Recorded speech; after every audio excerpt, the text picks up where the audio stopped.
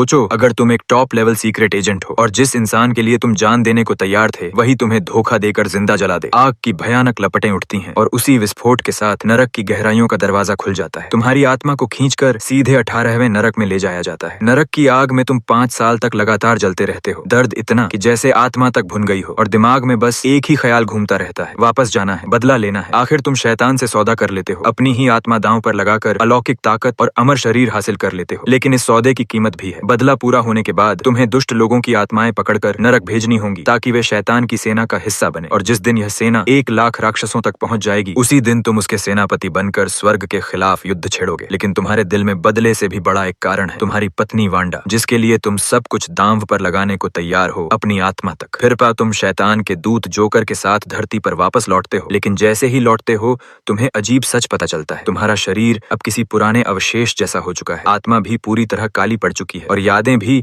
जैसे तुमसे लुका छिपी खेल रही हैं। तुम खुद से पूछने लगते हो, क्या मैं सच में मर चुका हूँ या यह सब कोई अजीब सपना है। जोकर तुम्हें एक कब्रिस्तान में ले जाता है और ठंडे स्वर में कहता है कि तुम 5 साल पहले ही उस आग में मर चुके थे। तुम्हें सच दिखाने के लिए वह तुम्हें अपनी ही कब्र खोदने को कहता है और जब तुम ताबूत खोलते हो तो अंदर एक जली हुई लाश पड़ी होती है और उसके साथ वही हार जिसे तुमने वांडा को प्यार की निशानी के रूप में दिया था। उसी पल तुम्हारी सारी यादें बिजली की तरह वापस लौट आती हैं। तुम समझ जाते हो कि सच में तुम्हारी मौत हो चुकी है और तुम्हारी चीख पूरे कब्रिस्तान में गूंज उठती है। गुस्से और दर्द के बीच अचानक तुम्हारे शरीर में बदलाव शुरू हो जाता है। नुकीले कांटे शरीर से बाहर निकलने लगते हैं और देखते ही देखते तुम्हारा पूरा शरीर काले झर जैसी ऊर्जा से ढक जाता है। यह सिर्फ शरीर का बदलाव नहीं था, यह ताकत और चेतना का जागना था। अब तुम्हारे हर कदम में विनाश की शक्ति है। कब्रों के पत्थर तुम्हारे हाथों से खिलौनों की तरह टूटने लगते हैं। एक लात में दीवार में बड़ा सा छेद हो जाता है और तुम्हें महसूस होने लगता है कि अब तुम लगभग अजेय हो। तभी अचानक कोई तुम्हारा रास्ता रोकता है। स्वर्ग का दूत होता है जो तुम्हें समझाने की कोशिश करता है कि नफरत छोड़कर सही रास्ता चुनो। लेकिन तुम्हारे दिल में सिर्फ गुस्सा है, बदला है और वांडा की याद है। उसके शब्द तुम्हारे लिए किसी खोखले भाषण से ज्यादा कुछ नहीं लगते और तुम आगे बढ़ जाते हो। दूसरी तरफ तुम्हारा दुश्मन वैन अपने खतरनाक प्लान में लगा हुआ है।